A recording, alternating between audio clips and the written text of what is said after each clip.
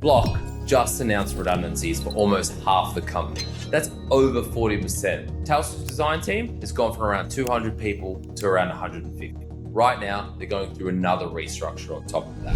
ANZ cut theirs in half, 200 down to about 100. And they're not the only ones. This isn't a correction. This isn't market timing. This is a restructure of how product teams work. And it's not easy to hear, but believe it or not, I actually have a plan. I've spent the last 12 months having conversations with some of the most senior design and product leaders in the world. I'm placing designers into these enterprise teams every single week. So I'm not reading about this, I'm watching it happen in real time. Today, I'm going to show you what that new product team actually looks like, why there's a skill gap forming that almost nobody's talking about, and where the real opportunity sits for leaders who see it early enough. I'll be honest, I've seen the writing on the wall for a while, not just since AI showed up. I've always looked at a product team and thought it's heavily weighted towards engineering. A typical product team of about 10 people, 6 of them are engineers. And when I first started seeing AI come in, my gut said, this is going to change that ratio completely. Not because engineering becomes less important, but because one engineer is going to be able to write more code than 6. Because they're not writing code anymore, they're QA. But here's the thing, every time a major technology shift comes along, the industry panics, and the panic always looks the same. I had a conversation with Charlie Sutton. He runs design at Atlassian, about 600 people in his team, and he put it brilliantly. He said, replace the word AI with internet. What if someone came to you and asked, what can the internet do for design? What will the internet do for our industry? You'd go, mate, that's a pretty big question. And you'd be right. That's basically what we're all trying to answer with AI right now. Except instead of getting 30 years to figure it out, we're getting 3 to 5. Charlie talked about how CAD, computer-aided design, replaced hand-drawn architecture drafts. Photoshop replaced the dark.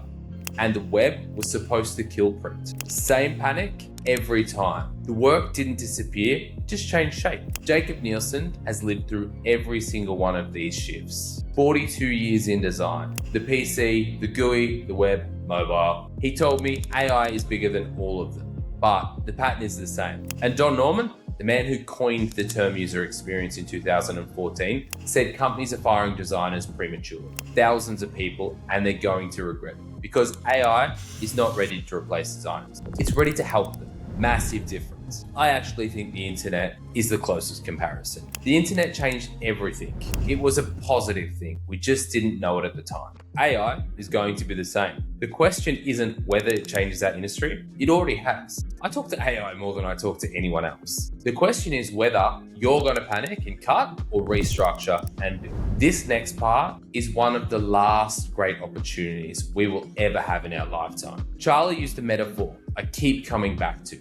He said, what's happening is democratization. The floor is rising. Anyone can jump into Bolt, Lovable, or Figma and build a working prototype. You can vibe code a product in an afternoon. A product manager can mock up something without touching a design. The barrier to getting an idea into something tangible has collapsed. And look, I don't disagree with companies cutting teams. I know that sounds cold, but hear me out. When ANZ laid off 50% of their design team, part of me thought, to a degree, this is the right move. Because the floor rising means a senior designer is no longer just a senior designer. They have the capability output of being 3 or 4 times more efficient. They make better decisions, faster decisions, with better output. But the ceiling goes up too. Charlie put it like this: if you want to do something great, it requires just as much effort. It's just that the effort is a little bit different. So yeah, anyone can prototype now. But when you're dealing with a legacy system, 50 customer types, accessibility requirements, real world constraints, that's still incredibly hard.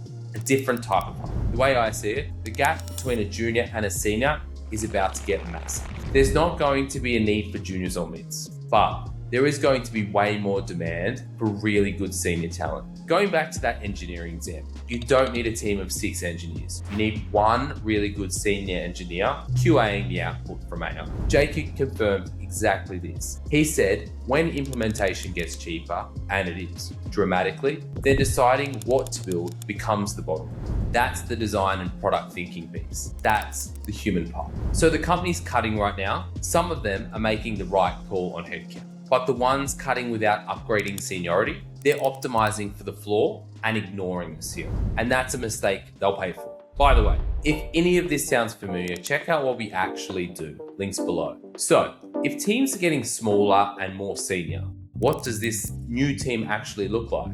Right now, a typical product team has maybe 10 people, 6 engineers, a product manager, a designer, QA, and maybe someone from the data team. I think within 3 years, that same output comes from a team of 10. But those 10 people are sitting across what used to be 5 or 6 product teams. One senior designer doesn't sit on one product team anymore. They sit across 5. And they're getting a better output than the older model. Because the AI is doing all the heavy lifting on the lower level tasks, the iterations, the actual production work. What AI is not taking away is that human element. Bringing stakeholders together, understanding what needs to happen and how, using experience to build the journey. Jakob agreed with me. He predicted a team of 10 will do what 100 people will do now within 3 years. He calls it pancaking, the flattening of hierarchy.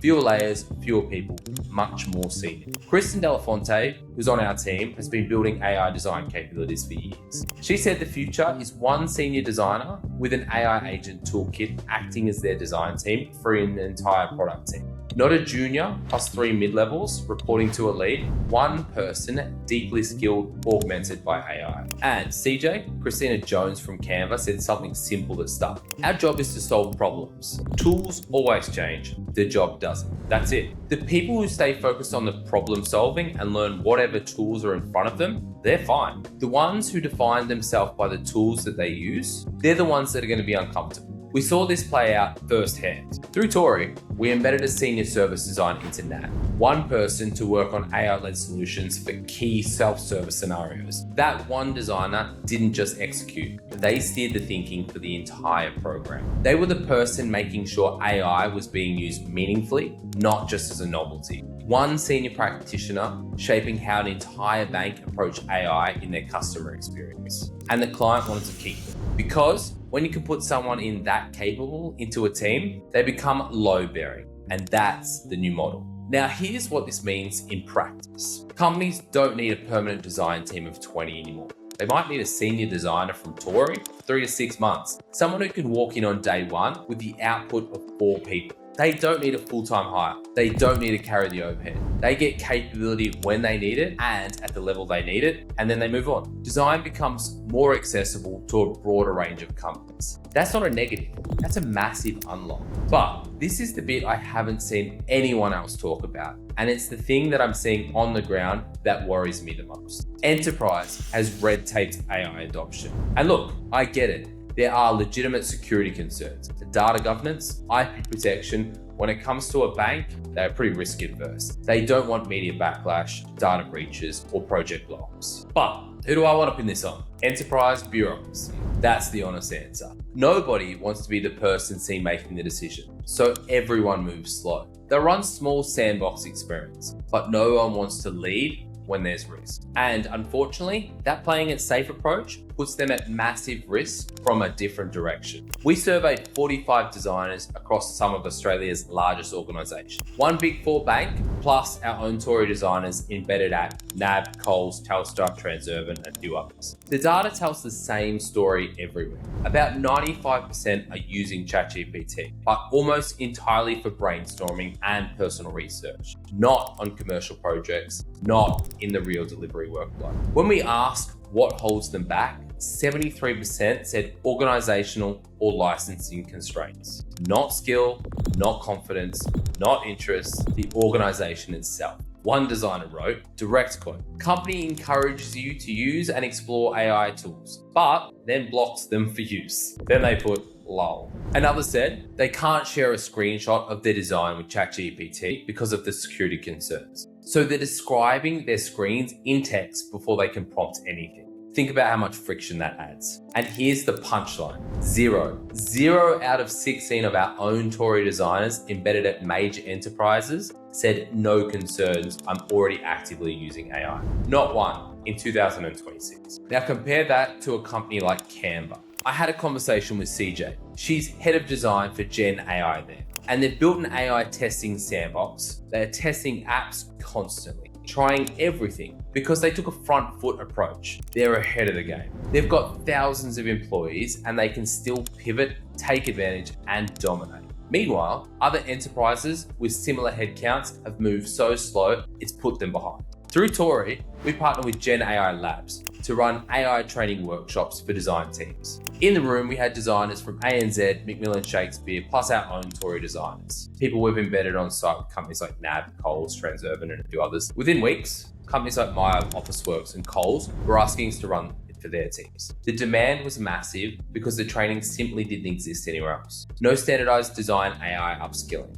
We were building it because nobody else had. And what we found confirmed the survey data. Some teams found basic AI training genuinely difficult. Not because they weren't talented, but because their foundational capability had been so locked into one way of working that a pivot to AI augmented workflows was a real stretch. At ANZ, we train designers who are caught up in their redundancies. That's the cycle in miniature. Don Norman called this from a different angle. He said design's biggest problem has always been that designers don't speak the language of business. Spreadsheets, finance, revenue impact. Now you're adding a second language gap, AI fluency. A head of product sitting on a team that can't speak business and can't work with AI is carrying double the risk. And we're already watching it play out. NAB just lost their Chief Design Officer Lance. Design teams are being consolidated under digital and design GM. That's not a restructure. That's design losing its seat at the leadership table. Here's my prediction. This flips. Enterprise will restructure their product teams, not because AI replaced the people, but because the people weren't given the tools and training to keep pace. Then they'll go to market looking for AI native capability. And the cost of that rehire in time, money, lost institutional knowledge is significantly higher than just upskilling the team they already have. So, where's the upside? Because there is a massive one. I think technology, and design specifically, becomes more accessible to everyone. If I wanted to, I could become a developer and build an app. It doesn't mean it's going to be a good app. A developer building the same app would be far superior. Same with design. Everyone can be a designer now. But a designer is going to be far better because they know how things work. They know the process. The floor is rising doesn't make expertise irrelevant. It makes expertise more valuable. Jakob confirmed this. He said design is becoming accessible to every 20-person company, not just the big enterprise that could afford a team of 100. The total market for design is expanding, even if individual team sizes shrink. So here's the opportunity, and I see two sides of it. First, companies are going to need really good senior designers, more companies across more industries than ever before. The demand is growing because design just become accessible to businesses that have never had. Second, those companies aren't going to want permanent headcount. They won't need a full-time designer. They can get the output a permanent hire would deliver in 12 months, in 3 or 6 months, by embedding someone senior on a fractional basis. De-risk, save money, move faster. Now, if I'm being completely honest, if I was the head of product at a major Australian enterprise right now, I'd probably quit. I'd go work for a scale-up or an SME that's actually investing in AI capability, because large enterprises are moving too slow and it puts everyone who works there at risk. But if you're not going to quit, if it's your job, the first thing I would be doing is working out how to fix the red tape on experimenting with AI. Look at what Canva did. They set up a sandbox, they tested everything. They took the front foot approach and now they're ahead of the game. They've got thousands of employees and they're still moving faster than companies with half their size. That's the model. The companies that get this right will build teams that are leaner, faster, producing better work than 100-person teams of 3 years ago. The companies that get it wrong, they'll be on the market in 18 months trying to rehire the people they let go. Except those people won't be available. They'll have moved to the companies that invested in them. Your product team is going to look different. That's not a threat. It's a chance to build something better. Smaller team, higher capability, closer to the customer, better equipped to move fast. The leaders that get ahead of this right now, upskill their team, restructure before they're forced to, invest in AI capability while it's still a choice, not a crisis. They're the ones who'll be the strongest position in 18 months. If you liked what I had to say and want to talk about whether it's happening in your team, links below. We'll tell you if it's a hiring level problem or not. If it's not, we'll say so. I'll see you in the next one.